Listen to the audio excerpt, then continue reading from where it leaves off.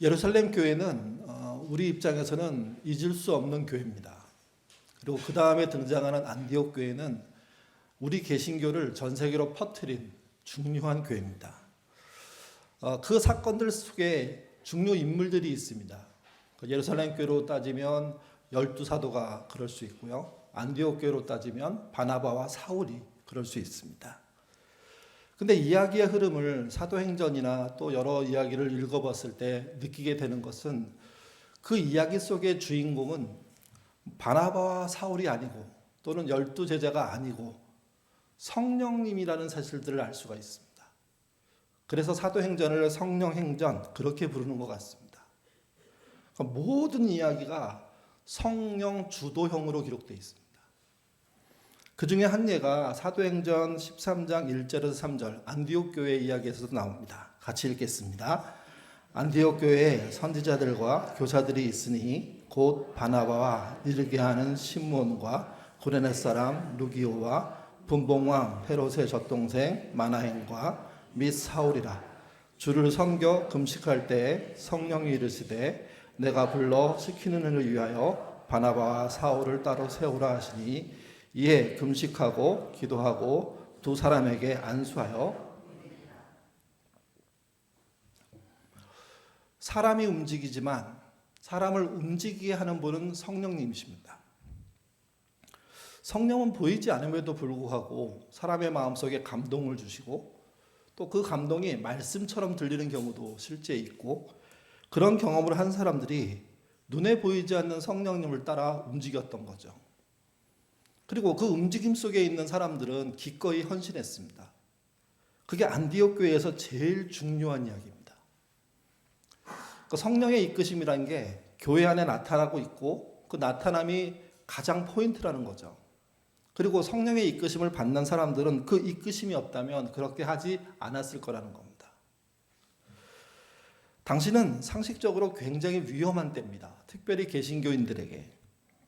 안전을 도모해야 됩니다. 후일을 기약해야 됩니다. 그러면 숨어서 바짝 엎드려서 없는 것처럼 지내면 되는데 예루살렘 교회도 그랬고 안디옥 교회도 그렇고 그러지 않았습니다. 교회가 움직이자 핍박이 시작됐고 그래서 첫 번째 순교자가 나오죠. 스데반이 순교합니다. 또 이어서 야고보도 순교합니다. 또 베드로도 투옥됩니다. 예루살렘 교회는 초긴장 상태에 빠질 수밖에 없는데, 그래서 뭘 할 수가 없는 상황이 되는데 하나님은 예루살렘 교회는 아니지만 안디옥 교회를 움직이셔서 공격적인 선교를 시작하십니다. 누구도 예측하지 못했고 알 수 없는 길을 그 당시에 신앙의 선배들은 정말 기꺼이 순종함으로 뛰어들었던 거죠. 그래서 우리가 오늘 우리 시대에도 이 성령의 이끄심이 중요하다는 것을 알아야 하고 그게 어떻게 나타나는지에 대해서 한번 관심을 가져볼 필요가 있는 거죠. 그래서 지난주에 이어서 이번 주 이끄심의 구체적인 예를 좀 말씀드리겠습니다. 성령의 이끄심은 너무 다양하기 때문에 소개할 가지수가 너무 많습니다. 근데 그거를 다 줄여서 모아서 보면 두 가지 정도입니다. 첫 번째는요, 성령의 강권입니다. 부활하신 예수님이 한 40일 정도 지나신 다음에 승천하시죠. 그 승천할 때 그 승천의 장면, 부활의 장면들을 봤던 사람들이 꽤 많았습니다. 고린도전서 15장에 보면 12사도가 있었고 또 500여 형제가 있었고 그리고 친동생 야고보가 있었고 바울도 그랬다고 얘기합니다. 또 이 이야기 속에 등장하지 않는 여성들 여러 가지 따져보면 더 많은 숫자의 사람들이 부활을 경험했고 승천을 목격합니다. 승천하시는 주님께서 그렇게 말씀하세요. 기다리면, 예루살렘을 떠나지 않고 기다리면 성령을 세례로, 성령을 선물로 받게 될 거라는 이야기를 해줍니다. 당시에 120명의 예루살렘에 있었던 백성들은 떠나지 않고 마가의 다락방에서 매일 모여 기도하고 있었죠. 그러더니 어느 날, 그날이 오순절입니다. 개신교에서는 정말 중요한 날인데 대단한 역사가 벌어지죠. 2장 1절부터 4절입니다. 읽겠습니다. 오순절 날이 이름에 그들이 다 같이 한 곳에 모였더니 호련히 하늘로부터 급하고 강한 바람 같은 소리가 있어 그들이 앉은 온 집에 가득하며 마치 불의 혀처럼 갈라지는 것들이 그들에게 보여 각 사람 위에 하나씩 임하였더니 그들이 다 성령의 충만함을 받고 성령이 말하게 하심을 따라 다른 언어로. 오순절의 특징은 예수님의 말씀에 따라 120명의 제자들이 기다렸다는 겁니다. 또 약속된 성령이 오순절에 왔다는 거죠. 그리고 한 번도 보지 않은, 경험해 보지 못한 일들이 벌어졌는데 그게 성령이 불의 혀가 갈라지는 것처럼 각 사람에게 임하고, 그리고 다른 말, 다른 언어, 다른 방언으로 말하기 시작했다는 거죠. 그래서 언어의 장벽이 무너지는 기이한 현상이 벌어졌습니다. 그리고 마지막으로 특징이 무엇이냐? 120명에 있었던 그 사람들이 이전과는 완전히 다르게 담대해졌다는 겁니다. 또 다르게 표현하면 생생해졌다는 겁니다. 그들은 바로 거리로 뛰쳐나갑니다. 그리고 거리에서 만난 사람들 앞에서 담대하게 연설을 합니다. 연설의 요지가 이겁니다. 유대인들과 로마인들이 결탁해서 죄 없는 예수를 십자가에 못 박았다. 그리고 그 예수는 죽었다. 근데 하나님께서 사흘 만에 살리셨다. 그 살리신 그분이 하나님의 아들이다. 그분이 승천하신 다음에 다시 이 땅에 오실 것인데 그때는 심판해 주러 오신다. 이 일에 대한 증인이 우리들이다. 이런 메시지를 전합니다. 120명 모두에게 이런 문구로 연습해가지고 설교해 이렇게 말한 게 아닙니다. 누구도 메시지를 주지 않았습니다. 표본 설교를 준 게 아닙니다. 연설록을 준 게 아닙니다. 그들은 각자 그들이 경험한 이야기를 뛰쳐나가서 한 건데, 성경은 대표적인 베드로의 이야기를 통해서 모두가 전했던 메시지가 무슨 내용인지를 요약해 준 겁니다. 십자가에 죽은 그분이 하나님의 아들이고 하나님이 부활시켰고 지금은 승천하셔서 하늘 보좌에 계시며 마지막 날 심판하러 오신다는 이 메시지, 이 일에 대한 증인이다. 이것은요, 소근소근 말한 게 아니라 생명의 위협이 있는 예루살렘 거리에 뛰쳐나가서 담대하게 전한 겁니다. 생생하게 전한 겁니다. 오늘날 교회의 문제는 이 담대함이 약간 억지스럽게 폭력적으로 바뀌는 게 문제고요. 또 하나, 교인들에게 이 생생함이 사라지는 게 문제입니다. 구원에 대한 생생함들이 없는 경우가 너무 많습니다. 옛날 어느 시절에 받은 구원의 그 기쁜 감동을 여전히 추억 삼아서 그 추억을 빼먹고 하면서 지치는, 왜소해지는, 추락하는 이런 신앙인 경우가 굉장히 많은데, 오늘 본문에 등장하는 오순절에 그 당시 예수를 만났던 사람들의 얘기를 보면요, 생생하다는 겁니다. 지금도 눈앞에서 보는 것처럼 이야기하는 그것. 그게 당시 보였던 신앙의 힘인 거죠. 이게. 근데 그 신앙의 힘을 누가 만들어줬냐? 성령의 이끄심이 그들에게 허락한 것이고, 그들은 그 허락된 것을 쫓아 담대하고 생생하게 전하기 시작한 겁니다. 이 말을 하자 반응도 생생했습니다. 같이 보시죠. 37절, 38절입니다. 읽겠습니다. 그들이 이 말을 듣고 마음에 찔려 베드로와 다른 사도들에게 물어 이르되, 형제들아, 우리가 어찌할꼬 하거늘. 베드로가 이르되, 너희가 회개하여 각각 예수의 이름으로 세례를 받고 죄 사함을 받으라. 그리하면 성령을 선물로 받으리니. 이 메시지 후에 3,000명 하루에 세례를 받고 예수를 믿는 사람들이 생겨났다고 성경은 기록합니다. 성령의 이끄심이 강권적으로 나타났고 그 이끄심 속에 있었던 사람들은 담대함과 생생함으로 반응한 겁니다. 지금도 어느 자리에서는 이런 생생함이 하나님의 주도로, 성령의 주도로 일어납니다. 성령의 이끄심은 옛날 어떤 과거 2000년 후에 전에 있었던 그런 추억적인 사건이 아니라는 얘기입니다.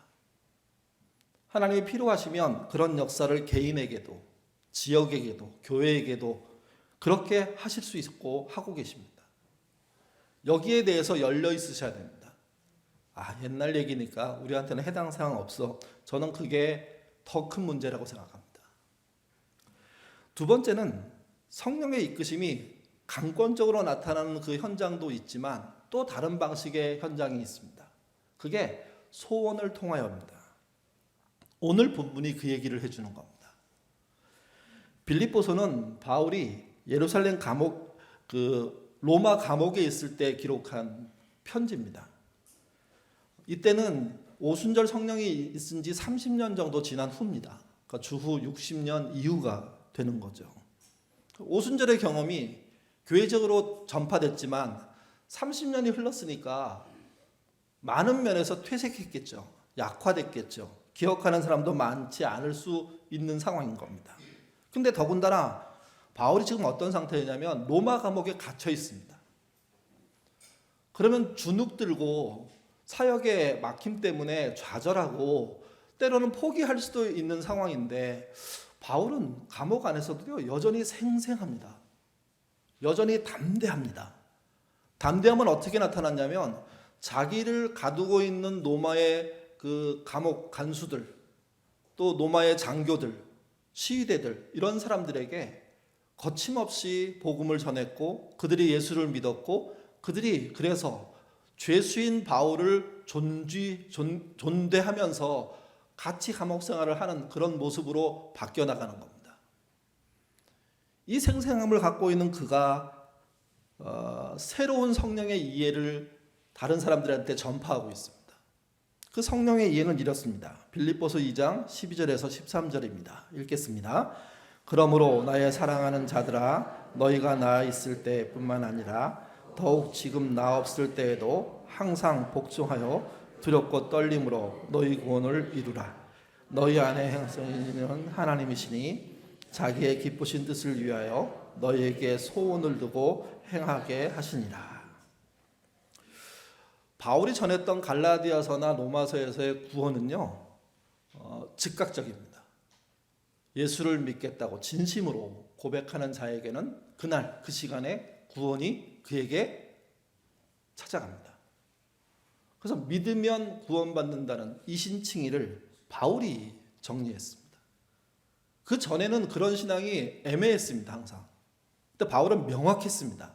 믿으면 구원받는다. 행위가 구원을 이루는 게 아니다. 근데 빌립보서에 와서 이야기를 가만히 들어보면 그 구원의 믿음 구원이라는 이 공식이 좀 더 길어집니다. 그러면서 등장하는 게 무엇이냐? 항상 복종하여 두렵고 떨림으로 너희 구원을 이루라. 이런 말이 등장합니다. 옛날 같으면 그렇게 생각 안 했을 겁니다. 로마서, 갈라디아서 같은 형태에서는. 근데 빌립보서에서는 완전히 다른 형태로 이해가 퍼져 있는 거죠.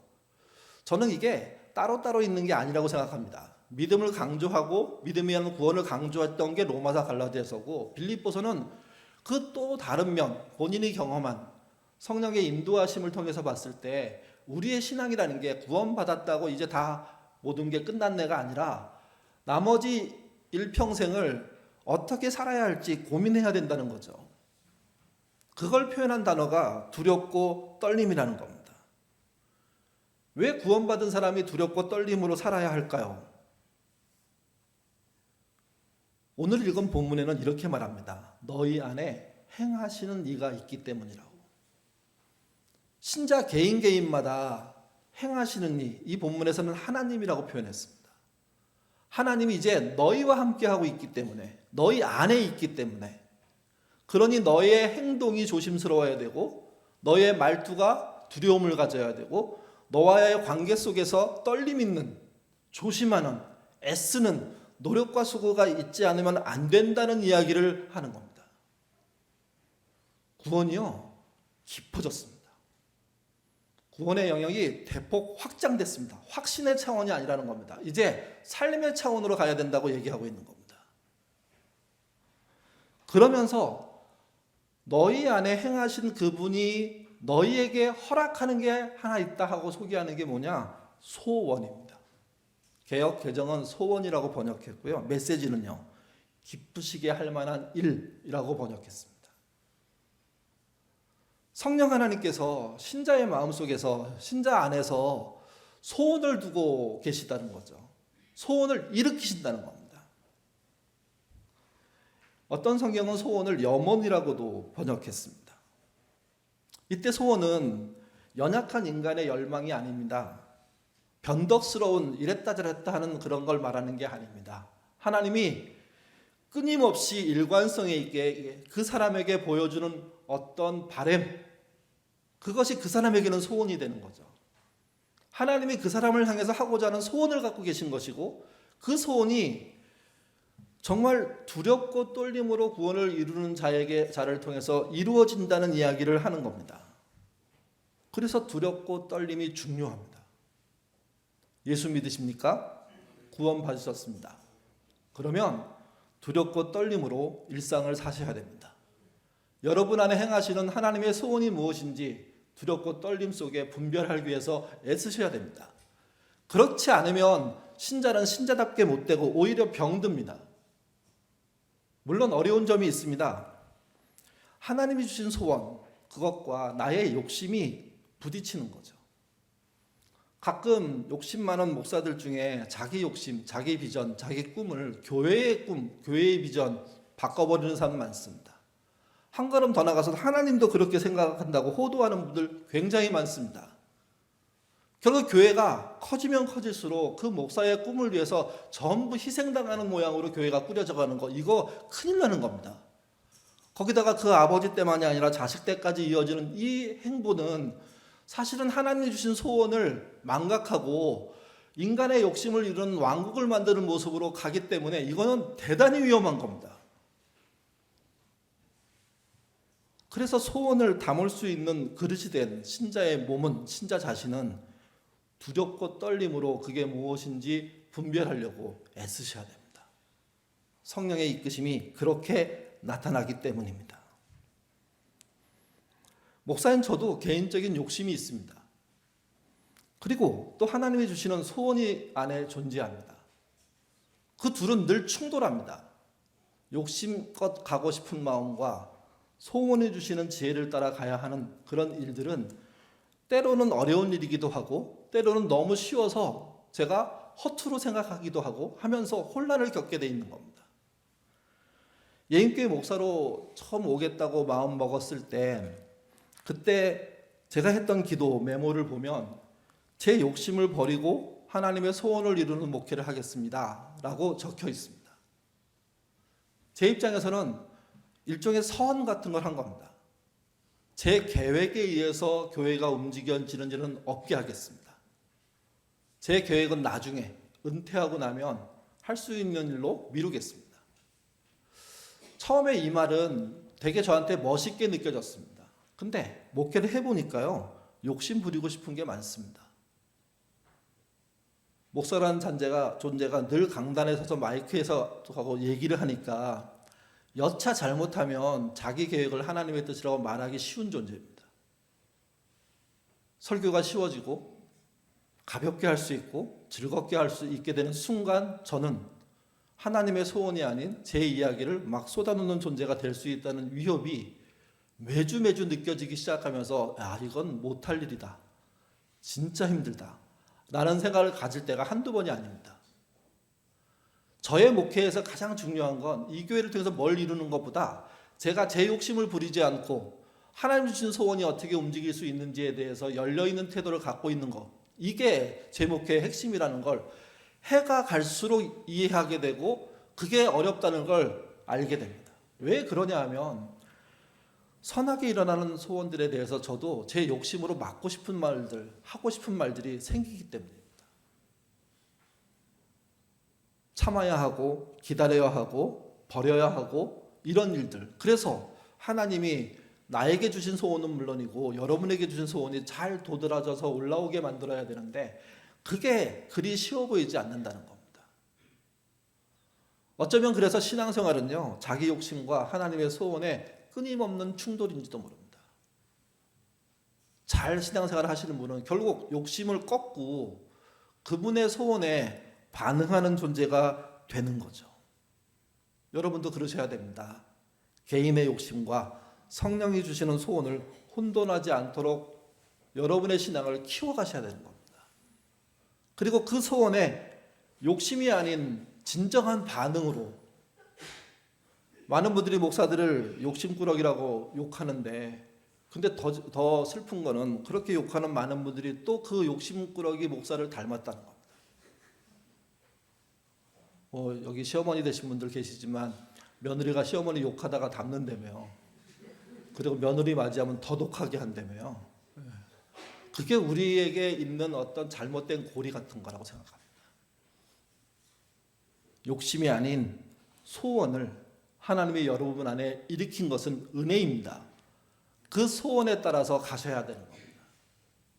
그게 성령의 이끄심을 받는 거죠. 그렇다면 성령이 주시는 소원이라는 건 어떻게 자리 잡을까요, 우리한테?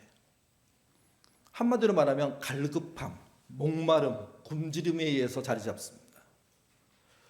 반복되는 일상 속에 직업이 안정되고 수입이 괜찮고 휴가가 보장되고 아이들도 잘 크고 등등의 윤택한 삶에도 불구하고 마음속에 끊임없이 갈급함이라는 게 일어날 수 있습니다. 아니, 저는 일어난다고 봅니다. 인간이 말하는 행복 가지고 진짜 행복할 수 없기 때문에, 인간의 물질의 누림 가지고 삶이 완벽하다고 말할 수 있는 사람들이 없기 때문에, 그게 얼마나 크고 작고 차이가 있을 뿐이지 어떤 상황에 들어가던 사람은요, 부족함을 느끼고 허전함을 느끼고 우울함을 느끼고 갈급함을 느끼게 되어 있는 거죠, 이게. 그래서 성경에 여러 군데 이런 표현들이 있습니다. 대표적으로 이사야서 55장 1절인데요. 오라 너희 목마른 자들아 물러 나오라. 돈 없는 자들도 오라. 너희는 와서 사 먹되 돈 없이 값없이 와서 포도주와 젖을 사라. 삶의 갈급함을 느끼고 있고 배고픔을 느끼고 있는 자들을 향한 선지자의 메시지입니다. 이 선지자의 메시지는 선지자가 창안해낸 문구가 아니라 하나님이 허락한, 전달하고 있는 메시지인 겁니다. 그 메시지의 핵심이 목마른 모두여 오라는 겁니다. 구약에만 그런 얘기가 있는 게 아닙니다. 신약에 예수님은 이런 것을 표현했습니다. 마태복음 5장 6절과 10절입니다. 읽겠습니다. 의에 줄이고 목이 마른나니 그들은 배부를 것이요 의를 위하여 박해를 받는 자는 복이 있나니 천국이 그들의 것입니다. 의에 목마른 자라는 표현으로 그 목마름을 좀 더 구체화시켰습니다. 근데 여기서 의는 의롭고 정당하다는 얘기만 하는 게 아닙니다. 의로움을 추구하려고 애쓰는 모든 사람을 향해서 하는 말입니다. 거기서 목마름을 느낀다면, 거기서 갈증과 갈급함을 느낀다면, 거기서 어떻게 해야 합니까 하는 기도가 나오기 시작한다면 그는 진정으로 배부를 기회를 가진 사람들이라는 거죠. 그는 진정으로 천국의 백성으로서 살 수 있는 존재라는 거죠. 이게 성령의 이끄심은 소원을 통해서 드러난다고 했는데, 그 소원은 우리 안에 채워지지 않는 목마름으로 등장하는 겁니다. 옛날에 그 말을 이렇게 했죠. 거룩한 부담감이라고요. 부담스럽지만 거룩한 일이기 때문에 희생하면서 하는 일로 스스로 바꿔나가는 작업, 이게 필요한 겁니다. 예수님 요한복음에서요, 이제 목마른 자들을 본인이 어떻게 대우할 건지에 대한 약속을 하나 남기시죠. 요한복음 6장 35절 읽겠습니다. 예수께서 이르시되 나는 생명의 떡이니 내게 오는 자는 결코 줄이지 아니할 터요 나를 믿는 자는 영원히 목마르지.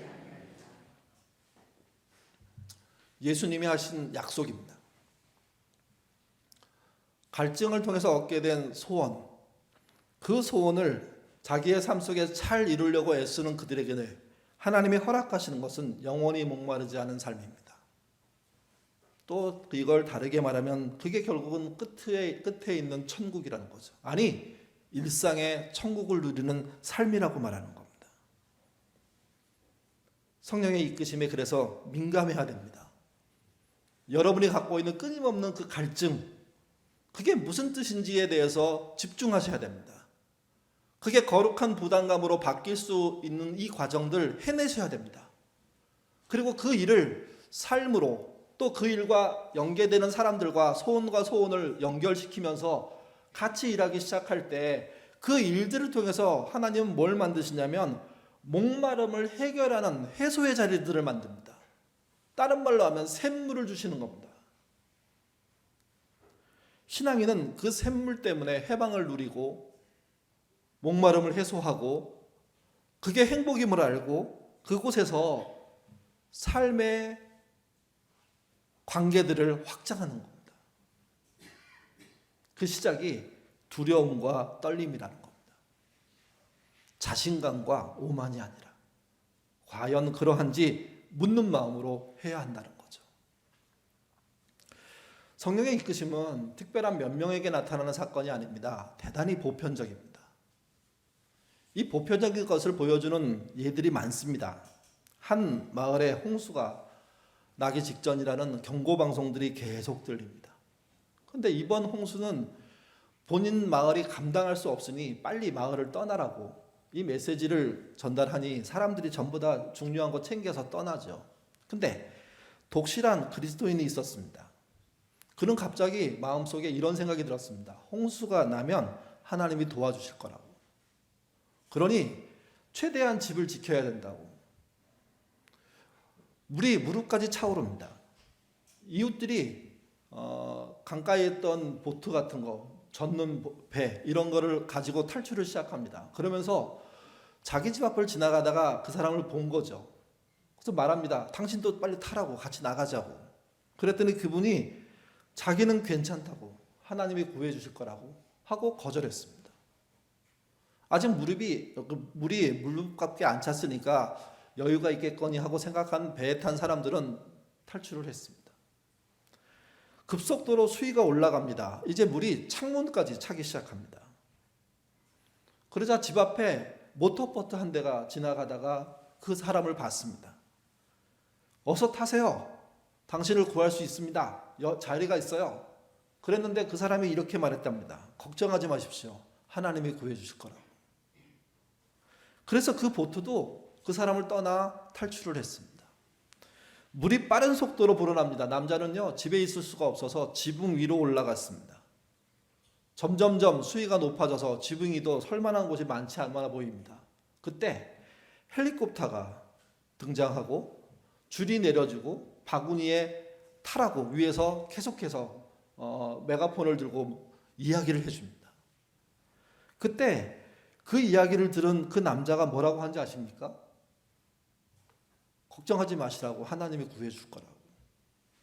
그리고 물에 빠져서 돌아가셨답니다. 그분이 천국에 갔을까요? 안 갔을까요? 갑자기 확신이 안 생기시죠? 이야기는 천국에 갔다고 나옵니다. 갔는데 서운한 거예요. 누구한테? 하나님한테.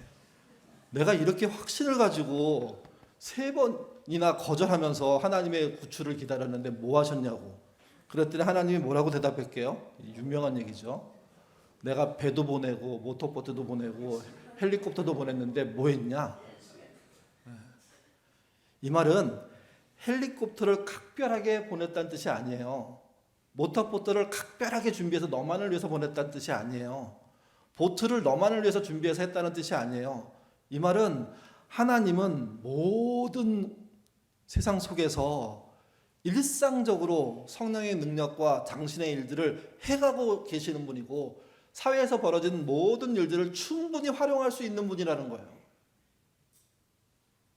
성령은요, 각별한, 독특한, 특이한 신앙의 경륜이 깊은 기도를 40일씩 금식하고 한 그런 사람들에게만 임하는 게 아니라 누구에게나 임하는 것이고 누구에게나 소원이라는 방식을 통해서 일하고 계시다는 거죠. 이게 이미 그분은 가까이 와 계시고 우리와 함께합니다. 잊지 마십시오. 성령의 이끄심은 보편적입니다. 특별하지 않습니다. 이미 여러분들에게 와 있고 여러분들이 거기에 민감하면 거기서 말씀하는 그 이야기들을 들을 수 있게 되는 거고 그 소원을 따라가면 여러분의 갈급함들을 풀 수 있는 기회들이 열리기 시작하는 겁니다. 물론 한계가 있죠. 왜? 사람이니까. 하나님의 소원에 따라 잘 하다가도 인간은요, 그걸 순식간에 자기 욕심으로 바꾸는 게 하나님이 하셨습니다 하면서도 뒤에 가서는 그래도 내가 했지. 내가 없으면 누가 이 일이 됐겠어? 그렇게 말하고 싶은 게 우리들이거든요. 이게. 그러니 두려움과 떨림을 못 가지면 우리 안에 일으킨 하나님의 소원을 우리가 망치는 경우도 생긴다는 거죠. 여러분, 강권적인 역사는 지금도 있지만 잘 못 느낄 수 있습니다. 그러나 일반적인 이끄심은 여전히 존재하고 하나님은 예외 없이 모든 성도들에게 갈급함을 통한 또는 소원을 통한 당신의 이끄심을 하고 계시다는 겁니다. 문제는 이겁니다.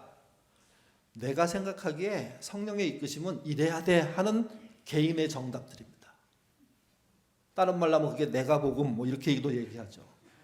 그래서 이렇게 말합니다. 더 마음에 들면, 더 괜찮으면, 요즘 영어를 좀 섞었으면 더 나이스하면, 영어를 할 것도 없지만 더 기발하면, 가장 큰 못된 건 뭐냐면 더 내가 드러나면, 내가 더 도드라지게 내 자리가 다 확보된 상태에서 일이 진행되면. 근데 문제는요, 그거 기다리다가 세월을 다 허비합니다. 힘 빠지고 허리에 힘쓸 수 없는 나이가 되면 어떻게 해야지? 조급해지고, 그래서 오히려 신앙이 와르르 무너지는 거죠. 네트워크형 교회는 그 시작이 예인교회 한 명 한 명 개인들에게 있는 소원으로부터 시작되는 겁니다. 그 소원은 말씀드렸지만 일상의 갈급함들, 거룩한 부담감들, 이런 것에 의해서 눈에 들어오기 시작하고 그 다음에 외부로 드러나기 시작하는 그런 과정을 거치죠. 그때 제일 무서운 질문들은, 무서운 기도는 이런 겁니다. 더 좋은 것, 더 쉬운 것, 더 자랑스러운 것을 달라고 하는 기도들입니다. 거기에 정신 팔리면 내 안에 있는 하나님이 주신 소원도 망각하게 되고 욕심으로 바꾸게 되는 일들이 벌어지는 겁니다. 하나님은 끊임없이 부담감을 주실 겁니다. 갈급함은 생길 수밖에 없습니다. 그게 성령의 이끄심이라는 사실을 잊지 않아야 됩니다. 이때 제일 중요한 건요, 나를 넘어서는 겁니다. 나라는 인간의 욕심을 넘어서서 그 소원의 일을 향하여서 가는 발걸음으로 움직이시면 의외로 그 소원을 가지고 움직이는 사람들이 많다는 걸 알게 될 겁니다. 그들이 협력하여 선을 이루는 게 교회이고 하나님의 역사라는 거죠. 네트워크형 교회는요, 몇 년 전 코로나 때 처음 말씀드린 게 아닙니다. 저희 교회 시작할 때부터 제가 이야기했고 많은 사람들이 대화했고, 그래서 좀 지난 다음에 사역 아둘람이라고, 또 그 다음에 목적 아둘람이라고 표현도 했습니다. 근데 우리가 우리 안에 일어나는 소원을 잘 감당하지 못한 겁니다. 더 때가 있으면, 더 좋아지면, 더 나아지면, 이런 식으로 기다린 거죠. 코로나가 왔을 때 마치 복사골 문화센터도 사용하지 못하게 됐습니다. 앞일이 캄캄했습니다. 그래서 교회에서 그때 코로나 이후를 대비합시다 하면서 옛날에 꺼냈던 이야기를 좀 이름만 바꿔서 소개한 겁니다. 그게 네트워크형 교회입니다. 그 교회는 우리 교회가 건물 없는 교회, 민주적인 교회, 소유는 최소한 나눔을 최대화하는 교회, 이 교회를 잘 발전시키기 위해서 필요한 방법들에 관한 겁니다. 아둘람이 독립적으로 할 수 있는 일들을 많이 만들고 그것을 이 공간만이 아닌 다른 공간에서 할 수 있도록 함께 가는 방법들을 찾는 거죠. 핵심이 그겁니다. 코로나 이후, 코로나가 회복됐을 때 교회는 어떻게 가야 하느냐는 겁니다. 그 가는 방법의 출발이 성령의 이끄심이고, 그 출발은 여러분 안에 성령이 이끌어주시는 소원, 거기에 집중하는 겁니다.